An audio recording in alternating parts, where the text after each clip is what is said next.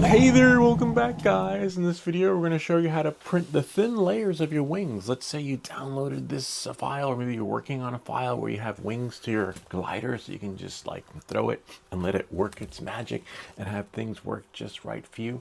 Well, in this video we got you covered. So without any further ado, let's get started so that you can have your wings. Basically, as you can see here, this is how it's going to print, right? But you're probably here because it printed like that. Looks like some sort of old school ham radio antenna, but you don't want an antenna. You basically want it to look like this. It's actually two parts.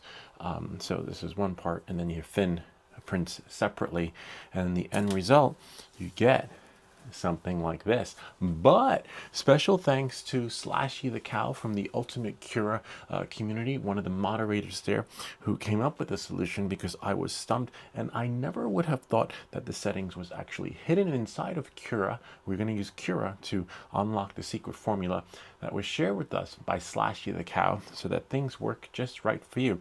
All right, so let's get started. As you can see here, there'll be a link in the description covering more in-depth explanation, because this is from Slashee the cow, the moderator there. If you're ever using Cura and you're stumped on something, or there's a feature that's you think should be there that you have in other slicers that you don't find when you're experiencing the Ultimate Cura, reach out to the moderators there and they'll be more than happy to show you and tell you how to turn on certain effects. All right, so as you can see here, I'm just going to go right here, and I'm just going to push everything here so you can see on the computer. And so here we are. It's going to make this a little bit bigger so that we can get the full screen effect. So as you can see, this was an issue I was having. So I managed to solve that, right, by making it a little bit thicker, right, by adding some sort of supports. This is actually supports, and now the glider's there. If you flip it upside down, it will still work. It'll, it'll be okay. We actually have one over there on the bed that we'll show you. That's printed right side down and then upside down. So we have two different versions. This is probably the stronger version.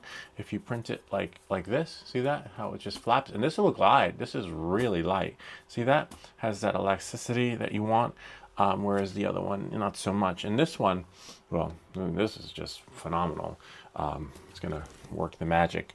But knowing that moving forward, again, the explanation is here in Cura, because this solution would not have been possible without Slashee the cow. I showed him what I was doing, and then we got it as this far. The explanation is here.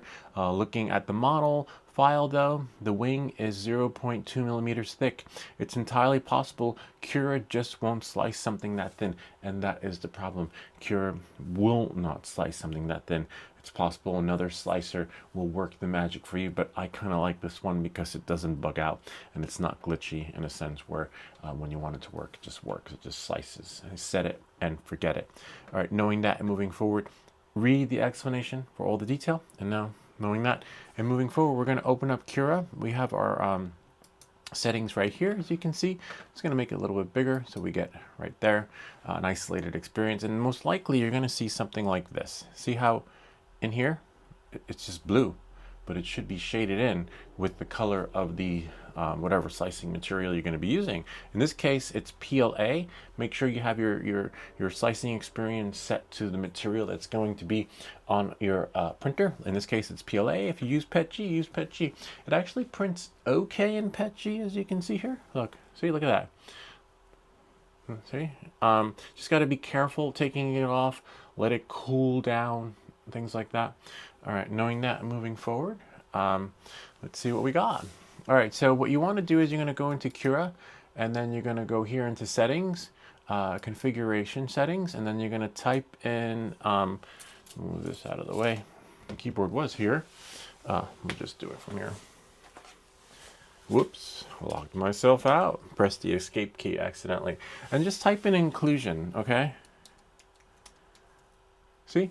And then what you're going to do is you're going to select experimental slicing tolerance. Select it, and now you'll see this inside of your menu. Okay, and press escape.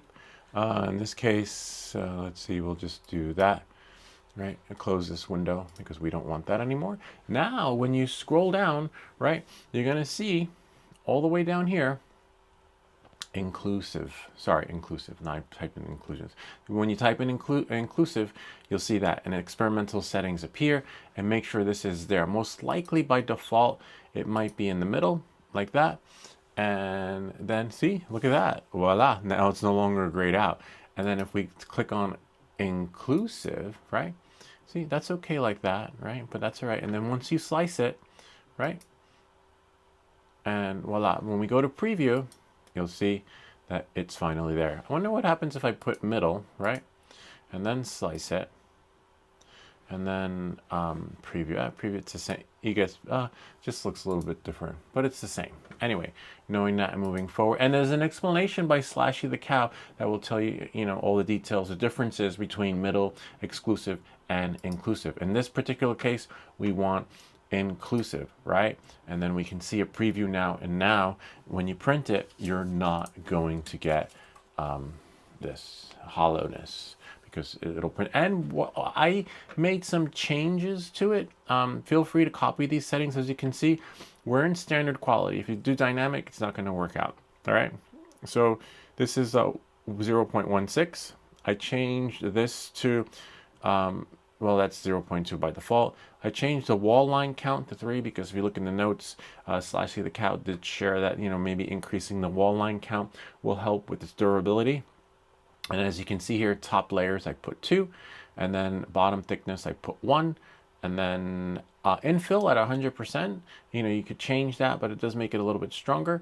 And then, of course, the material is set by default. Don't touch the material settings because Cure will take care of all that for you. You could increase it. We did experiment it on the live stream.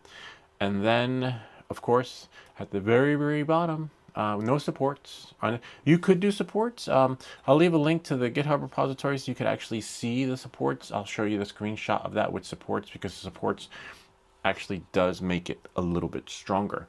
That's your preference, and then you'll have to balance it out when it comes to weight, because ideally maybe you want to do this at 100% infill opposed to, I think I did 20, so that it's balanced. But if you center the wings, it's pretty proportionate in size, and it goes somewhat far, but it'll go even farther with your wings printed like that. But this one was printed topsy-turvy, upside down, so that it actually printed like this.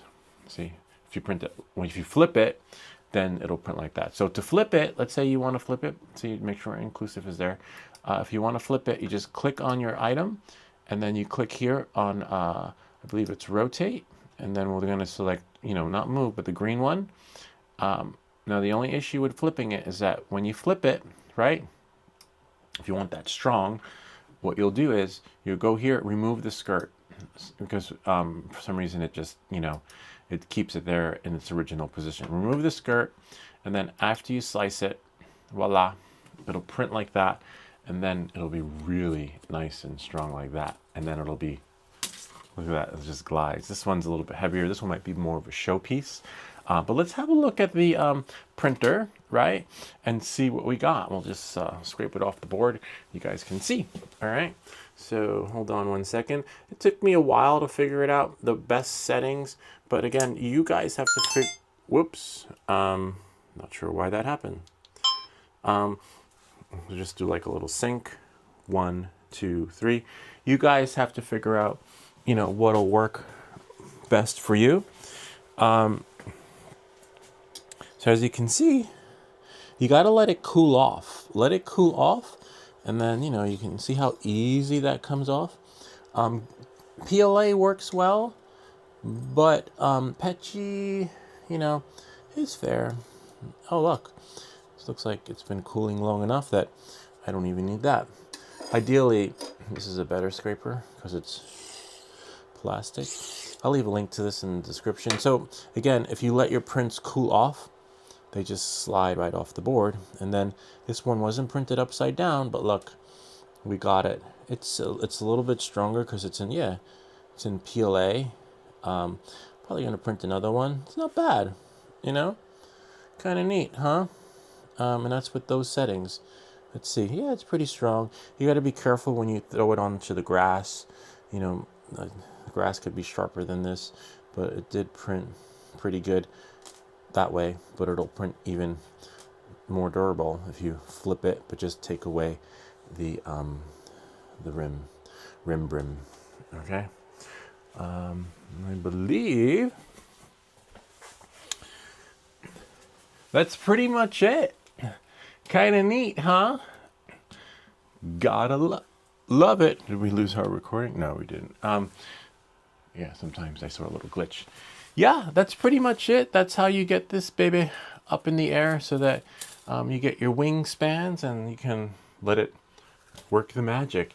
Anyway, if you have any comments or questions, feel free to leave them down below, or ideas for other videos. Remember to like and subscribe, and I'll see you all next time.